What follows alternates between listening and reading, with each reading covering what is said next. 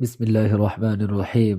রাসূলুল্লাহ সাল্লাল্লাহু আলাইহি ওয়াসাল্লাম ইরশাদ করেন, عن أبي هريرة رضي الله تعالى عنه قال قال رسول الله صلى الله عليه وسلم من لم يدع قول الزور والعمل به فليس لله حاجة في أن يدع طعامه وشرابه। সহিহ বুখারী। আবু হুরায়রা রাদিয়াল্লাহু তাআলা আনহু থেকে বর্ণিত, তিনি বলেন, রাসূলুল্লাহ সাল্লাল্লাহু আলাইহি ওয়াসাল্লাম বলেছেন, যে ব্যক্তি সিয়াম পালন করা সত্ত্বেও মিথ্যা কথা ও হারাম কাজ ত্যাগ করতে পারল না, তার খাবার দাবার পরিত্যাগ করার ব্যাপারে আল্লাহর কোনো প্রয়োজন নেই।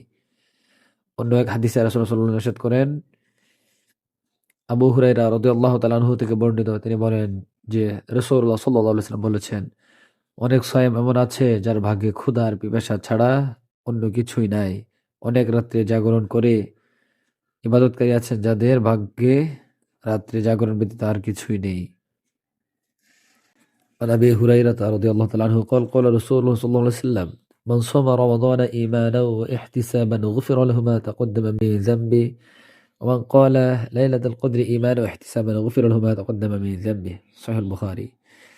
আবু হুরায়রা রাদিয়াল্লাহু তাআলা আনহু থেকে বর্ণিত, তিনি বলেন, রাসূলুল্লাহ সাল্লাল্লাহু আলাইহি ওয়াসাল্লাম ইরশাদ করেন, যে ব্যক্তি ঈমান সহ সাহাবের আশায় রমজানের সিয়াম পালন করে তার পূর্বের গুনাহ মাফ করে দেওয়া হয়, এবং যে ব্যক্তি ঈমানের সঙ্গে ও সাওয়াবের আশায় লাইলাতুল কদর ইবাদত করে তার পূর্বের সকল গুনাহ ক্ষমা করে দেওয়া হয়। সুবহানাল্লাহি ওয়া বিহামদিহি।